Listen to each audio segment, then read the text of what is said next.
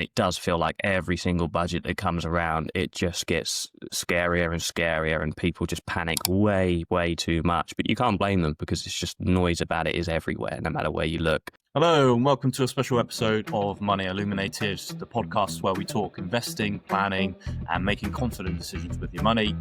Today's episode is a special episode where we're going to be unpacking the Chancellor's autumn budget. So very exciting. With me, as always, is our financial guru, Mr. Jack Saunders. Welcome, Jack. Hello, how are you? I'm very well, thank you. How are you? Yeah, I'm all good. Excited to go through this. Although I was more excited about watching Stranger Things last night that got released. That was amazing, but the budget was nowhere near as exciting as that was. But still important, so let's go through it. Well, there's no one's smile bigger on the planet than Rachel Reeves before she announces the budget. So yeah, I always find that amusing beforehand. But I will be watching Stranger Things this evening, so no spoilers, please. You'll love it. Enjoy.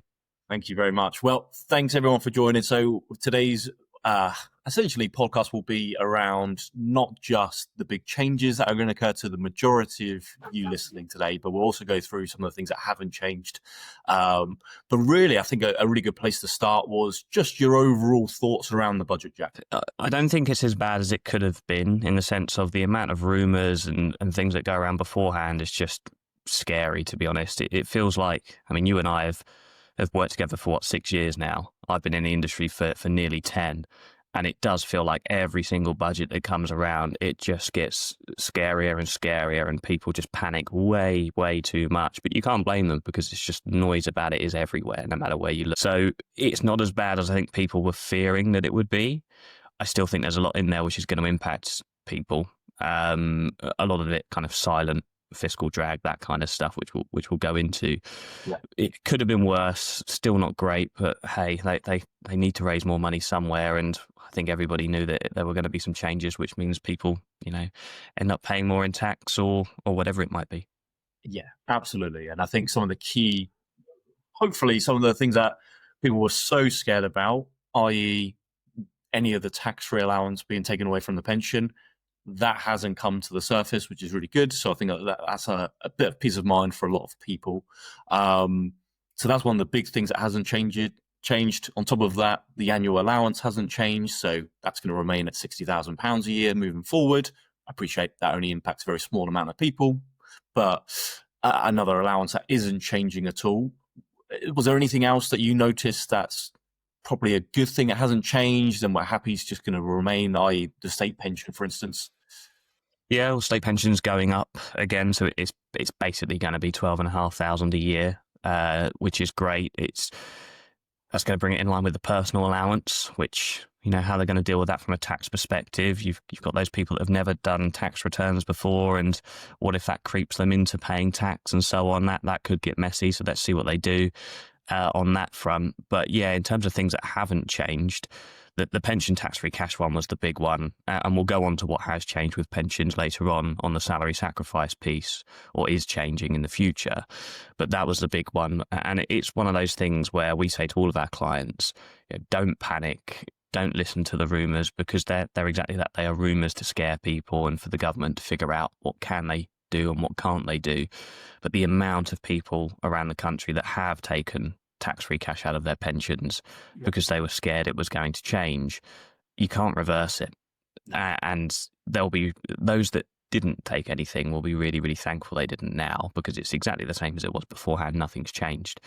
But it just goes to show sometimes how important it is to have somebody there who hears you, listens to your fears, and ultimately has your best interests at heart, really, and making sure that you don't make mistakes. And the only other thing I'd say as well, just to make the point really, really clearly, is that as we've seen with a lot of these changes, most of the changes are coming in the future, not overnight. And when you're talking about things like pensions and tax wrappers, they can make changes overnight if they want to, but it's so difficult for the providers to adjust to the changes that it is unlikely they'll make really bad changes happen overnight. It's nearly always going to be a future thing. So yeah, our clients and people that aren't our clients but are hopefully listening to this, just try not to do things before budgets in the future if you can. I know it's difficult, but try not to. Try to stay in your seat for as long as you possibly can, and react to the budget after it's happened if you need to. Yeah, I think it's very unlikely they're going to implement something and that be from day one. So, especially with all the changes that are occurring, majority of them are 2029, 2031 onwards. So lots of time for things to change, to revert back. Who knows who might be in power at that point. So it's very difficult because there's so much negative noise. However, it's something that you just need to stick to the long-term plan rather than react to what might potentially happen. Completely agree. Amazing. Okay, brilliant. I think that's really good to just go through what hasn't changed. I think that will give hopefully a few people some peace of mind around the tax-free cash side of things, the state pension side of things. In terms of what has changed then, I think a really good place to start will be the income tax thresholds. Unfortunately, it looks like they're freezing that for an either longer period of time. Will they ever go up? We'll find out, I guess, later on down the track. But would you mind just kind of giving a brief overview as to what that change actually means and how that's going to impact the normal worker? Yeah, so essentially, the UK income tax system works on almost like a tiered basis. So the first £12,570 of your income, you don't pay any tax. The tax rate is 0%. That's called your personal allowance. And then anything between 12,571 and 50,270, why there are all these weird numbers, I don't know. Anything between that band, which works out to be about £38,000, is taxed at 20% income tax. Mm-hmm. Anything between the 50,000 and 125,000 is taxed at 40%. Anything over 125 is taxed at 45%. There is a little loss of your personal allowance thing in there, which is very damaging as well, which is probably something I can imagine we'd cover in the future because some people don't realise how that works. But in essence, rather than raising the percentage that you pay on income tax, which of course would kind of go against their manifesto of raising tax, income tax at least, they've frozen the allowances. They were already frozen until 2028, but they've now been frozen until 2030, 2031. Yeah. Essentially, all that means is that your tax rate stays level, or the thresholds stay level, but as your income slowly rises, it goes beyond those thresholds, and you end up paying more in tax. It's just a way for them to ultimately get more tax from people without actually raising the tax rate. It's sneaky, it's clever, it's what they've done for many, many years now. And it wasn't just Labour, Conservatives have done it as well beforehand. But yeah, it's one of those things where unfortunately it does mean people will pay more tax, and you might go into different tax thresholds, and it's going to have a big impact on if you've got taxable income outside of just your earnings. Yep. Is it going to impact how much tax you pay on your savings interest, on rental incomes, dividends and so on, which we'll come on to, I'm sure. But it can have a knock-on effect across multiple different things. Yeah, absolutely. No, that's a really good overview. Thank you very much. I think it's a really tricky one that it's been frozen for such a long period of time already. I don't know when actually it started at 50. Do you recall? Oh, crikey. It's so many years ago now. We'd be able to look it up, but not off the top of my head, no. No. So, but yeah, anyone with any questions in regards to that and how that might impact you in the future, give us a message. We can help and break that down into more detail, but I think we can leave that one there for now. So moving on to something you've just mentioned, a big change and something that is coming into 2026. So from April 2026, the tax rates on dividends, savings and property income will also be rising by 2 percentage points. So what does that actually mean, Jack? What are the kind of dividend allowances at the moment and the tax rates and how that's going to change? And then we can move on to kind of the property and savings as well. Yeah, so this was one of those things where, I watched the whole budget and, to be honest, I was absolutely amazed at just how poor the whole thing was and how they're just shouting at each other and so on. It's the worst one that I've seen. It's quite embarrassing for all of them, really. But one of the things that always surprises me is when they make changes like this, they just blurt it out as if it's nothing. And it's all really quick and you don't really understand what they're saying whilst they're saying it. You have to look at it afterwards to figure out what it all actually means. And ultimately, they're making a few changes. The first change they're making is to dividend tax. So that's dividends that you receive if you own shares in a non-tax efficient environment. Yep. So direct shares, general investment accounts, those kinds of things. The rate of dividend tax from April 2026 is going up by 2 percentage points. If you're a basic rate taxpayer and you pay the basic rate of dividend tax, it's going to be going up to 10.75%. Mm-hmm. If you're a higher rate taxpayer, it's going to be going up to 35.75%. And that's from April 26. The additional rate level of dividend tax is staying as it is, which is 39.35%. Very odd. Who knows why? I think the 2% rate is because that's what higher and additional rate taxpayers pay in national insurance, and you don't pay national insurance on dividends, property, rental income, and savings interest. So I think that's why they've used that number. But yeah, that they haven't changed the additional rate, but they have changed the basic and the higher rate of dividend tax. The dividend allowance, the amount that you can take in dividends every year tax-free, remains the same, and it is a measly £500 a year. So it's largely pointless being there. You're not going to be taking only £500 of dividends. But you imagine if you're an owner of a limited company or something, a lot of the time your strategy around paying yourself is to take a relatively low salary but take a lot more in dividends. Ultimately, they're just trying to bridge that gap between what income tax is and what dividend tax is, and whether that's fair or not. Obviously, everybody can have their own opinions on that. But the dividend side of things has been changed from April 26. Property income, rental income you get from a property, and interest you get from savings that aren't in tax-free environments like ISAs, premium bonds, they're also increasing by 2%. On all of the rates. So they're going from 20% to 22%, from 40% to 42%, and from 45% to 47%. That change isn't happening until April 27. Sure. Why? It's 27. I have no idea compared to 26. But again, they're just trying to confuse things, I think. But yeah, absolutely. And I think they came out, I've got the figure here somewhere. These increases will raise 2.2 billion in 2029-2030. So it might seem like a small change, but it's going to have a big impact on quite a lot of people based on that figure. yeah, exactly. And it's one of those, isn't it, where we've had a lot of people in the country talking about taxing the rich and the really, really wealthy. The really wealthy and the really rich pay a lot of the tax bills in the UK already. I can't remember the exact numbers, but I saw something the other day where the top 1% of income taxpayers in the country cover nearly a third of the overall income tax receipts. Wow. So, instead of doing a wealth tax on everybody that has a certain level of wealth, they're saying, oh, actually, well, if we increase the dividends, the savings, the property income tax rates, that's a way of attacking people that are more likely to be those wealthier people if you've got significant dividends, interest, etc., etc. But yeah, it's one of those dividends changing next April 2026, property and savings changing from 2027.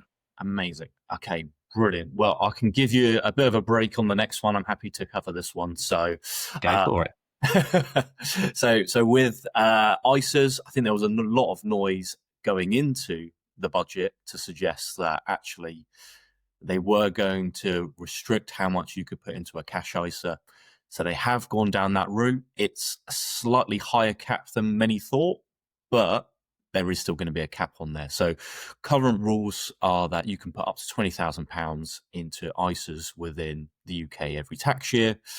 Essentially, an ISA is a tax-efficient wrapper within the UK where any gain you make, any income you take will be tax-free. So at the moment, that 20,000 can be distributed between stocks and shares or cash. It could be 20,000 in cash, could be 20,000 in stocks and shares. It could be a mix and match of both.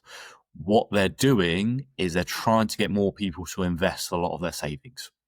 So what they've suggested is, or what's coming into when is it? 2031.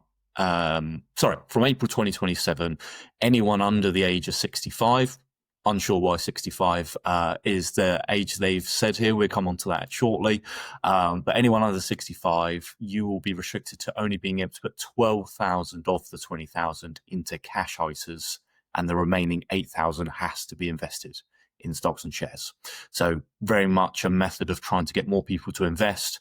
Ideally, they want more people to invest in the UK. But as we know, for a lot of people's strategy, you're looking at the world economy instead. Any thoughts with that, Jack, at all? Slightly confused. I mean, I understand the premise of it, and we've done an episode on investing in the past, right? Investing is a good thing for most people, as long as you take the right level of risk and have a plan in place and all of that sort of stuff. So me saying that, it's not advice to go and invest, right? Seek help and really understand what you're doing.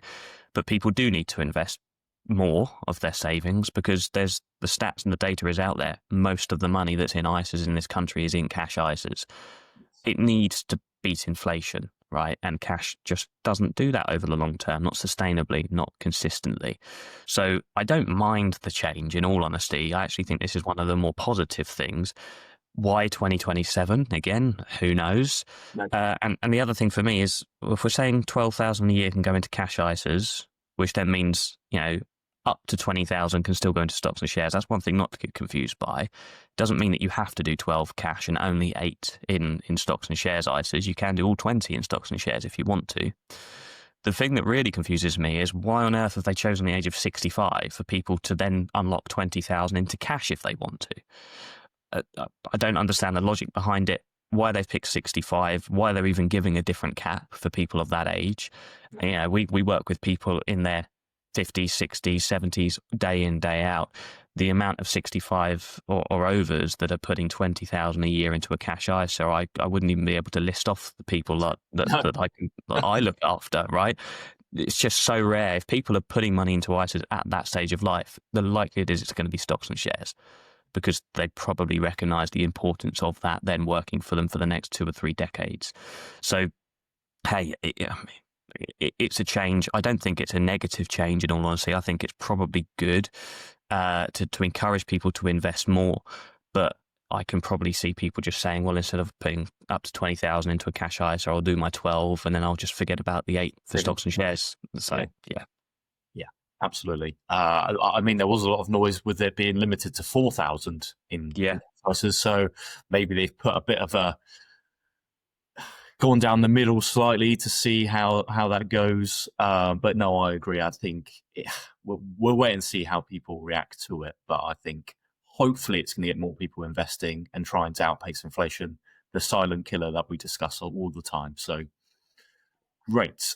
Perfect. So I think we won't cover everything that's come up in the budget, but there's 2 more kind of key parts that we've taken that we think will impact quite a few people.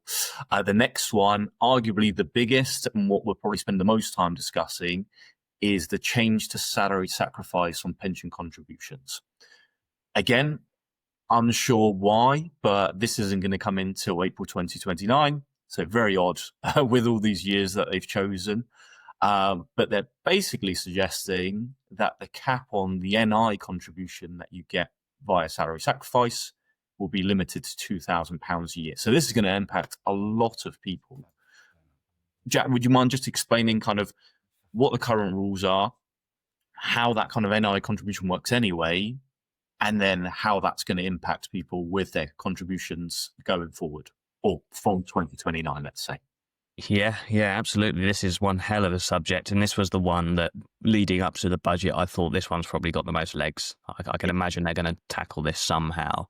Essentially, when you pay into a pension, there are many ways you can pay into a pension, but the 2 most common are either salary sacrifice, which is offered through your employer, or you pay in basically from the bank.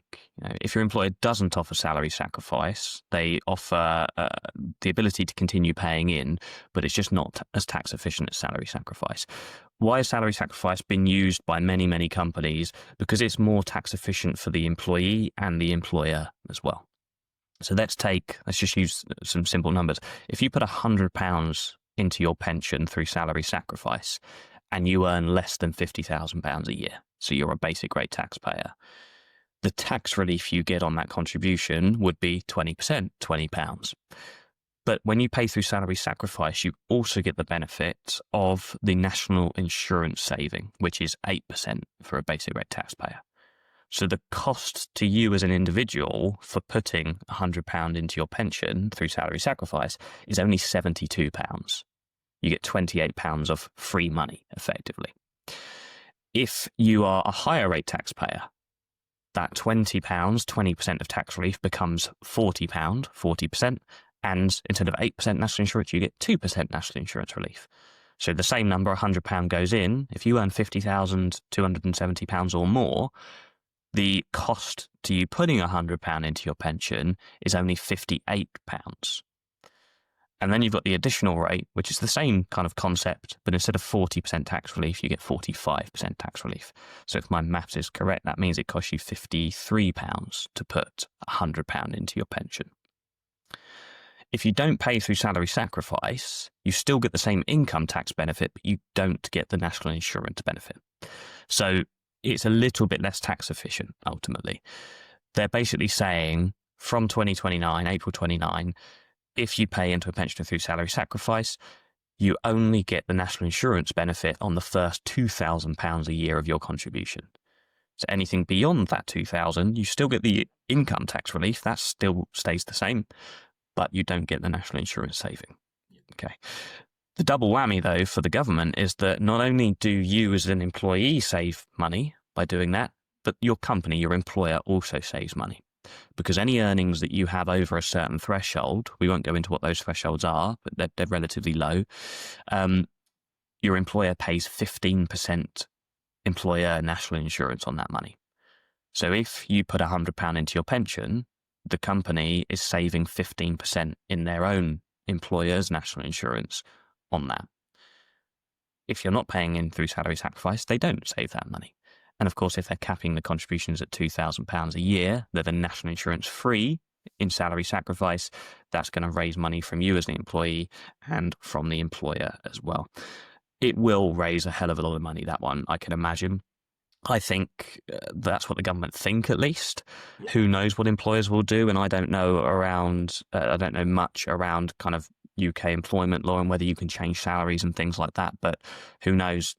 In my mind, I'm thinking, well, can't employers just basically say, well, we'll offer a non-contributory scheme or a higher employer's contribution, and then just reduce your salary by the percentage that you were paying in? You know, perhaps if people are paying 40% in, they won't go that far, but there are so many things that people will consider. I'm not saying that's a solution that will work. I'm just saying that's, in my head, something that came to my mind as to, well, can companies look at doing something like that? But with this one, it is negative. It is a bad change. The government for many, many years has been trying to encourage people to put money into pensions and save for their futures, have less reliance on the government to fund their retirement and so on. This is just a step backwards for that. But as much as it's negative, as much as I don't think it's a good thing, I still think paying into pensions is, of course, a good thing to do. It's still tax efficient. And what we need to focus on, and we'll be focusing on with our clients and those that want help moving forward, is the fact that this doesn't change for another 3 and a bit years. That means you've still got that time to benefit from salary sacrifice. And if people have money in savings and they want to transition into tax efficient environments and so on, well, salary sacrifice is a way that you consider one of the options to do that. Really, really important to focus on how you can kind of make hay while the sun shines, right? Really, really important.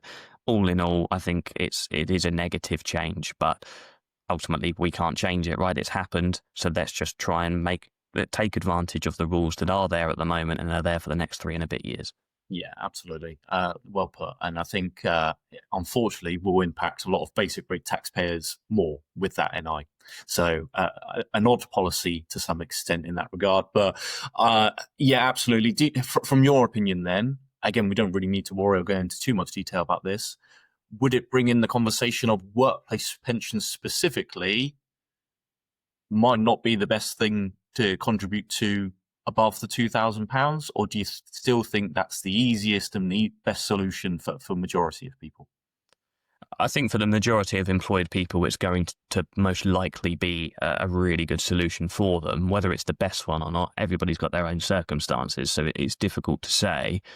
One of the other concerns I had, and I would really, really hope that the government don't do anything to this, but one of the other benefits of salary sacrifice is the fact that you don't have to claim your tax relief on a tax return. Yeah. Whereas if you pay into a pension not through salary sacrifice, and if you earn 50,000 or more, so you're a higher rate or additional rate taxpayer, you actually have to claim more, well, at least half, sometimes more than half of the tax benefit through a tax return. So I'm hoping that the contribution structure is still classed as salary sacrifice, and therefore you get the tax relief up front. It's just the national insurance, it isn't there. Because that would then bring loads of people into having to do tax returns. And yeah, a lot of people won't claim the tax benefits that they're entitled to claim. The amount of people we see now who've paid into personal pensions before and haven't claimed it for years is scary. So yeah, I hope that doesn't change. I think there could be more chance of people saying, actually, well, I'm going to pay up to a certain amount into my workplace pension, but if I want to build up more funds than that, should I consider private pensions and so on and so forth? Those are all options, right? And they're options even when you do have salary sacrifice. So let's see whether it does change anything. I think for now, we've got 3 and a bit years where that probably won't be on the agenda for many people. But absolutely, I think it's something that will be worth exploring as we get closer to the time and yeah, the changes come into play. Amazing. Perfect. Thank you very much. And then the last kind of main one, and I find this one a tad confusing in truth, but before we come on to the kind of final parts of this all, this change won't have a huge impact to many people that will be listening, I wouldn't have thought. However, it's still quite a big change, and it's the new mansion tax on high value properties.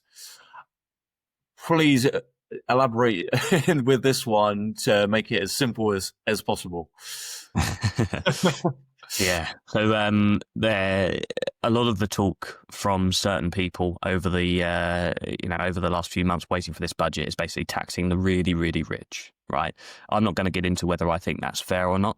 I don't have many opinions on it, to be honest. I think everybody should pay their fair share in tax.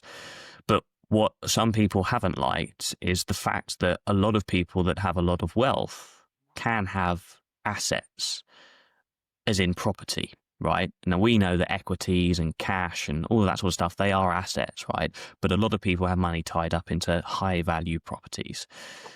And what the government have decided to do is introduce effectively a mansion tax, right? They're basically saying if somebody has a property that is worth £2 million or more, Lord knows how they're going to work out, what it's worth and so on. People dispute the values and so on? I mean, who knows what's going to happen, right? But people that have property that's worth £2 million or more will basically pay an additional rate of council tax. Okay, council tax surcharge, effectively. That bill, that rate of tax is going to range from £2,500 a year up to £7,500 a year. So it's 2,500 if your property's worth between 2 and 2.5 million. I think it's then 3,500 if it's between 2.5 and 3.5 million, and then it's up to 7,500 as the cap if your property is worth £5 million or more. Now, on one hand, right, you've got the fact that people that own properties of those kinds of values, the likelihood is they will have a reasonable amount of wealth, right? So some people will say, well, let's tax that. Let's take more from them for that. And I understand that side of it. But on the other hand, just because somebody owns property that's valued at that, it doesn't necessarily mean that they've got the income that can support paying the extra costs for having it. No. Again, in theory, you would think they would have, but we work with people like this. It's not always the case. Often it is, but there are clients, there are people and families whereby they may have inherited a property that's worth that, decided to keep it because they didn't want to sell the family home, but them as individuals may not actually have the income they need to spend an extra £7,500 a year or £2,500 a year. These figures aren't small. in comparison to the value of the properties, okay, fair enough, it's not a huge percentage. But the reality is not everybody is going to have the income to support that. So who knows what's going to happen in the future? Will it mean that more people sell their properties if they inherit, or if they've got really high value properties anyway? And, again, first world problems, right? Fantastic. You've got a beautiful house that's worth a lot of money. Brilliant. But you are then going to be taxed more for having it once this comes into play. Who knows what people are going to do? Yeah, it's a difficult one to predict, to be honest. But again, I was expecting something to happen whereby the government try and tax the really rich and the wealthy. Yep. And that this is a way of doing that without causing a huge amount of uproar. But there's going to be backlash from it, I can imagine. And we've just got to wait and see what that is. My guess would be perhaps people won't hang on to those properties anymore, and they'll just move to different properties, release equity, and who knows what they'll do.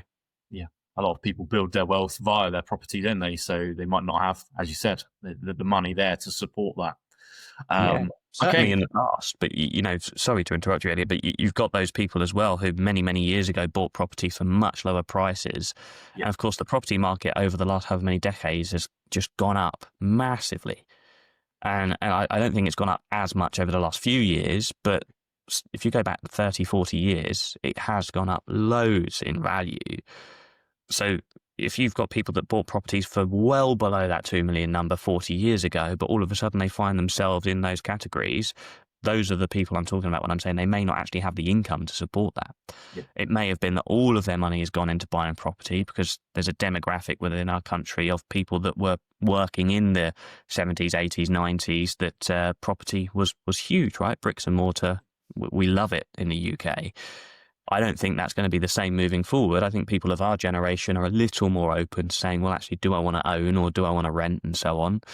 And again, I think we've discussed doing an episode on that in the future, just looking at the differences.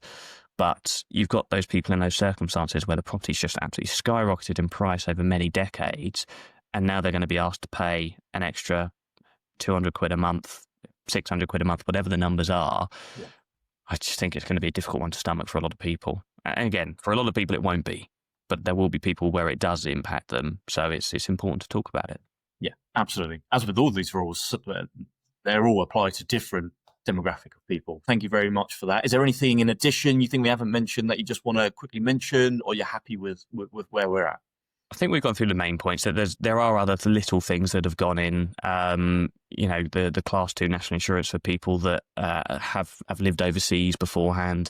Yeah. Capital gains tax rates on people selling property into an employee ownership trust. I think that's been halved from 100% relief to 50% relief. Yeah. The business property relief passing between spouses now is like assets passing between spouses that aren't business property relief. There's so much detail in all of these things, so we'll list them off like that. But the key things I think we've gone through. If there's anything else that's come up, then listeners, just look into things if you can. Speak to people that know what they're going on about with this. If ever anybody does, to be honest, it's taken us a few days to really digest what it all means. But listen, those are the high level things that are going to impact most people. So I think that's a wrap. Great. Okay. Well, thank you very much for those that have listened. If you've got any questions or any of those areas that we haven't gone into detail with, feel free to reach out. We're more than happy to help with any of those areas. We've got several other episodes that we've already got come out already. So if you found this podcast interesting, feel free to have a listen and see if any of them you also find interesting. So, but for now, we'll leave that there. So thank you very much for listening to Money Illuminated. My name is Elliot West, and I'm here with Jack Saunders. Thanks, everyone.